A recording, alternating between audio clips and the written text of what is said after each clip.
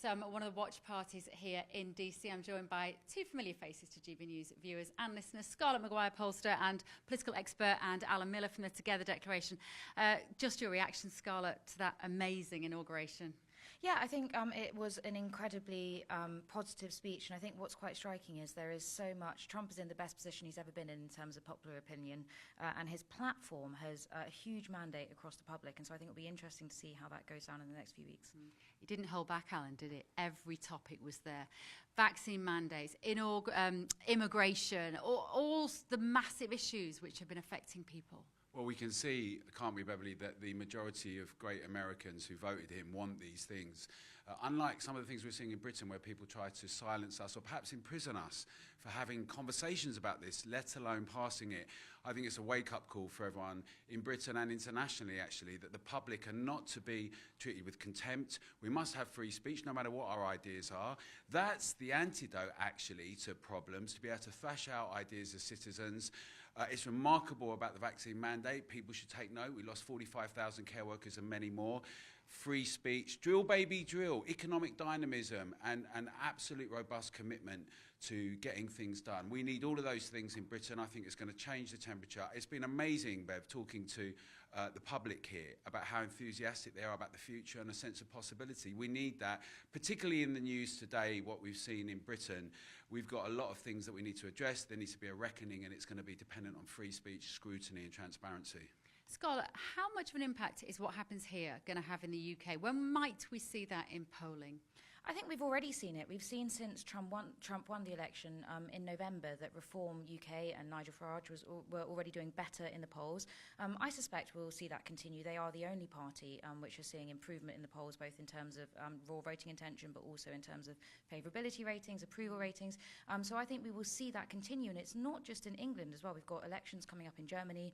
Political situation in France is quite unstable. We suspect some more elections there soon. And I suspect we will feel the reverberations of today and of the last couple of months in American politics around the world. It's quite striking, Alan, that this weekend here in DC, no sign of Labour representatives at all. That's worrying, isn't it? Well, I think it's problematic, to say the least. We saw some of the comments that David Lammy made not so long ago. And this kind of culture war that people keep saying, don't try and make it a culture war, but they're embedded in. We need to say that we have to have really strong, robust debate and discussion. We need to be able to say we disagree with these ideas, but we're fellow citizens.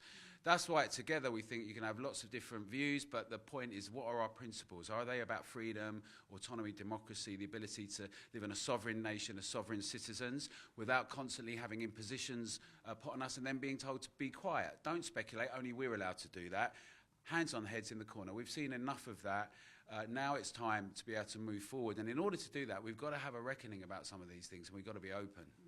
Scarlett, are you struck, as I am, by how the issues are precisely the same here as they are in the UK? And I wonder whether that is unique to this period in time, this lockstep policy hurdles which have to be overcome. Yeah, we've seen in Western democracies around the world, especially since COVID, actually, that these countries are increasingly very concerned with economy, especially when it comes to cost of living, inflation, people's personal finances, but also, crucially, immigration and security of borders. And then, again, that's something you're right. We do seem to be moving in lockstep with the US. It's not entirely overlapped. So, for example, when we recently polled how US people feel about mass deportations, crucially using that phrasing, the biggest word that people used, the most common word people used was just good. I do think that would be a little bit different in the UK, but we will see how it travels, because we do seem to be following the US at the moment in terms of those trends. And will we follow the US, Alan, in terms of the policy here?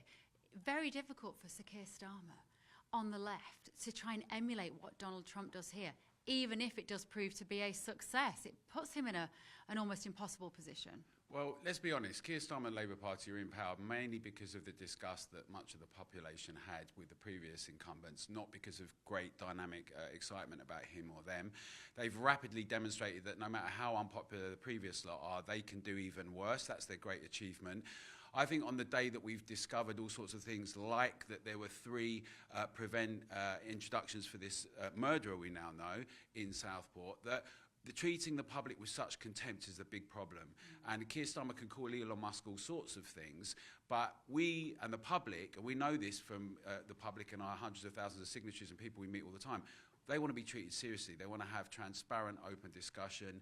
We're adults. No more of this kind of series of impositions. And look, like they said they wouldn't do certain things, then they go and do it. Whether you're a pensioner or a farmer, IHT, family, business, students, the list goes on and on. But they want to look after a few of their friends, it seems, in the public sector. But how does the NHS get paid for? It gets paid for by economic dynamism. We can have a period where we can be positive, and we should be about our future. Still the sixth biggest economy in the world. A great relationship of friendship with America. We should all take sort of inspiration from this. It's a really important moment, I think. And lastly, Scarlett, it's going to become also an entertaining time in politics again, because love him or loathe him, Donald Trump gives good political headlines, doesn't he? Yeah, he completely dominates news cycles. I remember that's what it was like from 2016 to 2020. And again, that inevitably influences political opinion here. I have noticed, though, that already I think the tone of coverage feels very different in American institutional media as well as in the UK. I think there's none of the... it felt like in 2016 there was a sort of existential panic, and that filtered its way through to a lot of public opinion, especially in the UK. Very, very much not a fan of Donald Trump. It feels a little bit different this time around. Yeah, I think so. Well, thank you, guys. It's been lovely to share this weekend with you. Scarlett, McGuire, Alan Miller, back to the studio.